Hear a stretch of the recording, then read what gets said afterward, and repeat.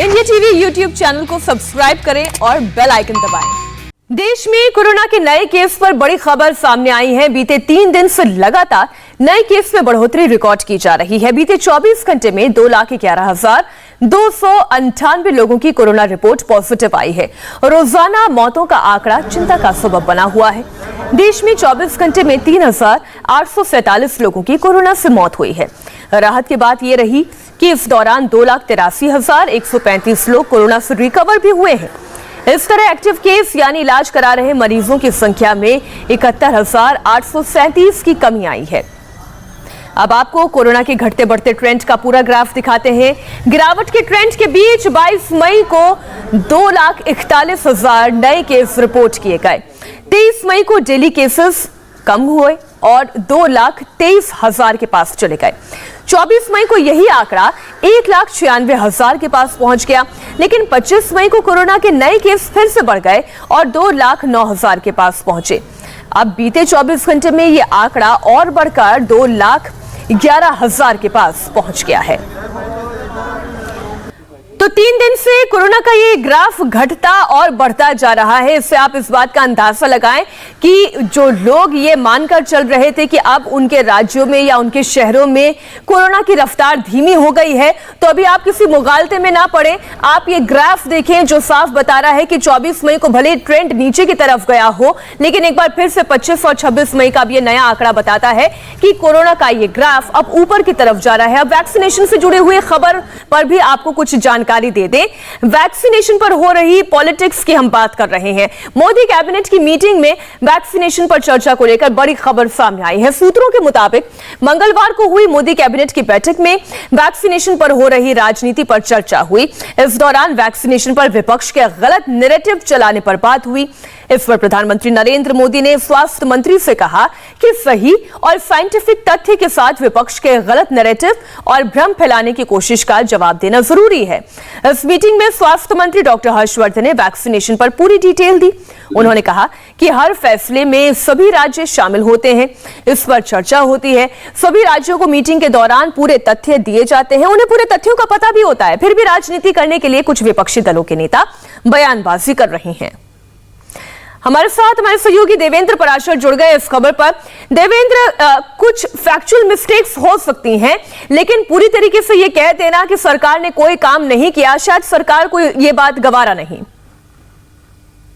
निश्चित तौर पर वैक्सीनेशन को आप देखें तो वैक्सीनेशन के पूरे प्रोसेस में जैसा कि केंद्रीय स्वास्थ्य मंत्री डॉक्टर हर्षवर्धन ने मंगलवार को हुई कैबिनेट की बैठक में अपने मंत्रिमंडल के अन्य सहयोगियों को ये बताया भी कि किस प्रकार से जो कमेटी है जिसमें केंद्र के प्रतिनिधि हैं, उसमें राज्यों के प्रतिनिधि है, ये सारे फैसले जो होते हैं उसमें राज्यों के साथ विचार विमर्श करके बाद ये फैसले लिए जाते हैं। वैक्सीनेशन के प्रोडक्शन की क्या स्थिति है, डिस्ट्रीब्यूशन का क्या है, इन सारी चीजों के बारे में उनका कहना था कि राज्य सरकारें भली भांति अवगत हैं। इसके बावजूद अगर कुछ विपक्षी दलों के नेता इस मसले को लेकर बयानबाजी कर रहे हैं तो उनका कुछ नहीं किया जा सकता, क्योंकि वो गलत नैरेटिव फैलाने की कोशिश कर रहे हैं। आप देखें तो दुनिया में दूसरे सबसे तेज गति से भारत का वैक्सीनेशन हो रहा है। जिस रफ्तार से वैक्सीनेशन हो रहा है, आगे आने वाले कुछ महीनों में जिस प्रकार से वैक्सीन की उपलब्धता बढ़ेगी, जाहिर तौर पर वैक्सीनेशन का प्रोसेस दुनिया में आप कह सकते हैं कि भारत सबसे तेज गति से उसके बाद दिखेगा। तो ऐसी स्थिति में विपक्षी नेताओं के द्वारा जो नैरेटिव फैलाने की कोशिश की गई है, जाहिर तौर पर केंद्र सरकार का ये मानना है। और देवेंद्र, ये देख ले कि अरविंद केजरीवाल वो मुख्यमंत्री हैं जिन्होंने पहले कहा था कि हम विदेश से वैक्सीन का प्रोक्योरमेंट राज्य सरकारें खुद कर सके, इसके लिए सरकार हमें इजाजत दे। अब सरकार ने इजाजत दे दी तो ये बात भी उन्हें मंजूर नहीं। जी निश्चित तौर पर ऐसा एक पूरा सीरीज आपको दिखेगा। इससे पहले आप देखें तो अखिलेश यादव, जो कि उनकी पार्टी है, आजकल वैक्सीनेशन को लेकर बहुत ज्यादा हमलावर है, ये वही अखिलेश यादव है जिन्होंने ये कहा था कि ये बीजेपी की वैक्सीन है। झारखंड के मुख्यमंत्री हेमंत सोरेन की बात करें तो उन्होंने भी वैक्सीनेशन जब शुरू किया गया था तो किस तरह की उन्होंने बयानबाजी दी थी कि किस प्रकार से लोगों को ट्रीट किया जा रहा है, क्या गिनी पिग की तरह ट्रीट किया जा रहा है, और अब वो कुछ और बयानबाजी कर रहे हैं। तो कुल मिलाकर निश्चित तौर पर वैक्सीन को लेकर जो पॉलिटिक्स चल रही है उसमें केंद्र सरकार की एक कोशिश है कि सही तथ्यों के मार्फत उस नैरेटिव का मुकाबला किया जाए, काउंटर किया जा सके। शुक्रिया देवेंद्र पूरी जानकारी के लिए आपका। दरअसल विपक्षी दलों की राज्य सरकारें वैक्सीनेशन पर लगातार बयानबाजी कर रही हैं।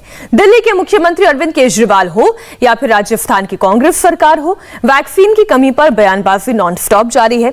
यही वजह है कि कैबिनेट की बैठक में प्रधानमंत्री ने विपक्ष के गलत नैरेटिव का तथ्यों के साथ जवाब देने को कहा है। हमें कम से कम 80 लाख वैक्सीन पर मंथ चाहिए दिल्ली को।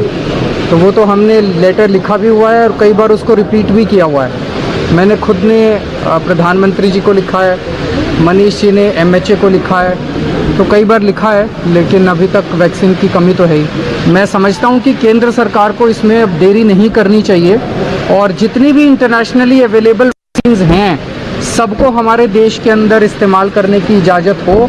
4.5 करोड़ डोज की जरूरत थी जो भारत सरकार को हमको देनी थी। हमें आज तक 1.5 करोड़ डोज मिली है। अब 3 करोड़ डोज का हम इंतजार कर रहे हैं। हमारी वैक्सीनेट करने की क्षमता 7 लाख डोज पर डे की है जो हमने डेवलप की है। स्टोरेज कैपेसिटी हमारी बहुत शानदार है। ये बार बार बताया जा चुका है, VC में भी बता दिया मैंने, और भारत सरकार को भी पूरा राइटिंग में सब मालूम है कि राजस्थान में स्टोरेज कैपेसिटी कितनी है। एक तरफ वैक्सीनेशन को लेकर ये पॉलिटिक्स है, तो वैक्सीनेशन पर प्रियंका गांधी की भी पॉलिटिक्स अलग चल रही है। प्रियंका गांधी ने एक वीडियो जारी करते हुए सरकार से सवाल पूछे हैं। इसमें कई सारे सवाल उन्होंने दागे हैं।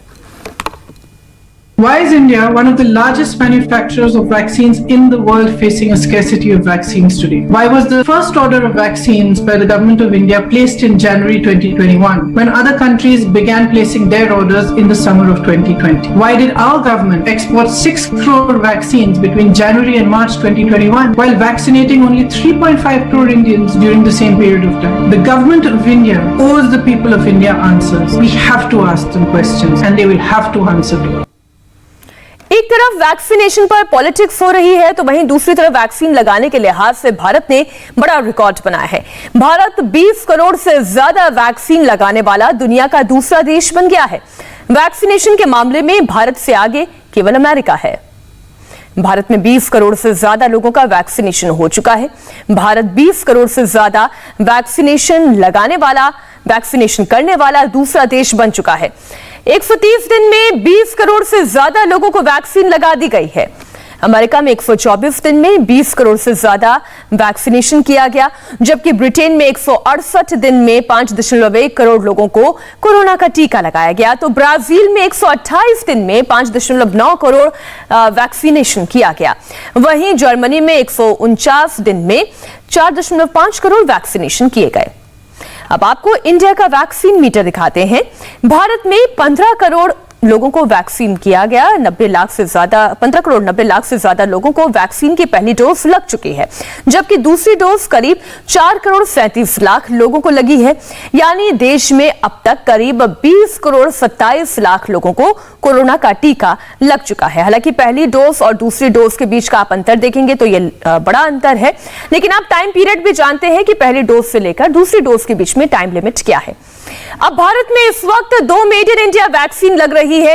एक है कोविशील्ड और दूसरी है कोवैक्सीन। रिकॉर्ड समय में भारत ने कोरोना की वैक्सीन बना ली है। इस पर प्रधानमंत्री नरेंद्र मोदी ने एक बार फिर देश के वैज्ञानिकों पर गर्व जताया है। This is the worst crisis humanity faces in decades. We have not seen a pandemic like this for a century. This once in a lifetime pandemic has brought tragedy and suffering at the doorstep of many.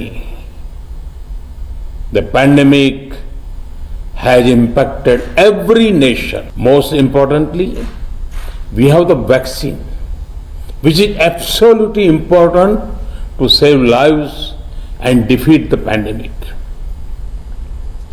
The emergence of a vaccine in a year of the pandemic striking shows the power of human determination and tenacity. India is proud of our scientists who have worked on the COVID-19 vaccines. विदेशी vaccine पर भी good news आ गई है। अमेरिकी company Pfizer Bharat को 5 crore vaccine देने के लिए तैयार है। फाइजर जुलाई से अक्टूबर के बीच 5 करोड़ डोज देने के लिए तैयार है। इसके लिए अमेरिकी कंपनी ने सरकार से उसकी वैक्सीन को जल्द से जल्द मंजूरी देने को कहा है। फाइजर का दावा है कि उसकी वैक्सीन भारत में बहुत ज्यादा प्रभावी है। उसकी वैक्सीन 12 साल से ऊपर के हर किसी व्यक्ति पर प्रभावी है। ये वैक्सीन 1 महीने तक 2 से 8 डिग्री के टेम्परेचर पर स्टोर की जा सकती है। फाइजर का दावा है कि उसकी वैक्सीन को WHO समेत 44 मंजूरी मिल चुकी है। ऐसे में अब भारत सरकार को भी मंजूरी देने में देर नहीं करनी चाहिए। इंडिया में कोरोना के केस एक बार फिर से 2 लाख के पार चले गए हैं, जिससे एक बार फिर से डर बढ़ने लगा है।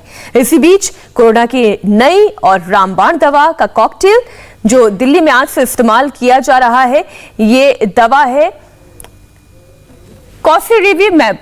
जी हां, ये 2 दवाई हैं जिनका ये कॉकटेल है। एक है टोसिलिजुमैब और दूसरी दवा है इमडोविमैब। इन्हें मिलाकर इस दवा का निर्माण किया गया है। इसे आप इस तरह से समझ सकते हैं, पहले से बनाई गई या इम्यूनिटी की अगर हम बात करें, इसे मरीजों के नसों में डाला जाता है। कॉकटेल दवा से कोरोना का मरीज एक दिन में अस्पताल से डिस्चार्ज हो जाएगा। इंडिया में कॉकटेल के एक डोज की कीमत 59,750 रुपए है। दवा महंगी है, शायद हर कोई खरीद ना पाए, लेकिन यह जरूर कहा जा सकता है कि ये कॉकटेल कोरोना को हराने में कारगर साबित हो रहा है। संवाददाता भास्कर हमारे साथ जुड़ गए। भास्कर, क्या अस्पतालों में इस कॉकटेल का इस्तेमाल शुरू हो चुका है?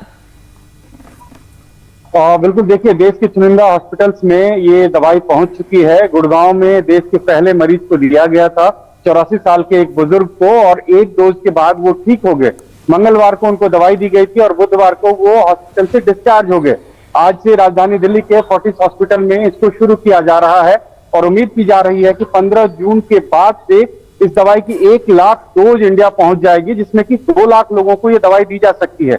ये कॉकटेल दवा जो 2 दवाओं के मिश्रण से बना हुआ है, इस दोनों दवाई के मिश्रण को 2 लोगों को दिया जा सकता है।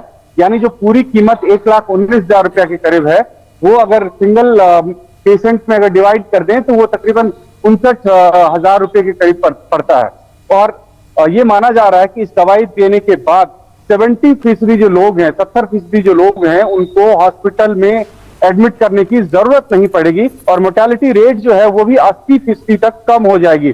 और ये ट्राइड एंड टेस्टेड दवा है। यूरोप और अमेरिका में पहले से ही इसका इस्तेमाल किया जा रहा था। अमेरिका के जो पूर्व राष्ट्रपति थे डोनाल्ड ट्रंप, उनको भी यही दवाई दी गई थी। ये माना जा रहा है कि जून 15 के बाद से देश के तमाम बड़े हॉस्पिटल्स में इसका अच्छी तरह से इस्तेमाल हो पाएगा। इसकी डोज जो है वो काफी मात्रा में दिल्ली और देश के अलग हिस्सों में जो बड़े हॉस्पिटल्स हैं वहां पे पहुंच जाएगी। शुक्रिया भास्कर पूरी जानकारी के लिए आपका। और फिलहाल रुकेंगे एक छोटे से ब्रेक के लिए। ब्रेक के बाद आपको बताएंगे बंगाल में चला गया यास तूफान, लेकिन कैसी तबाही छोड़ गया।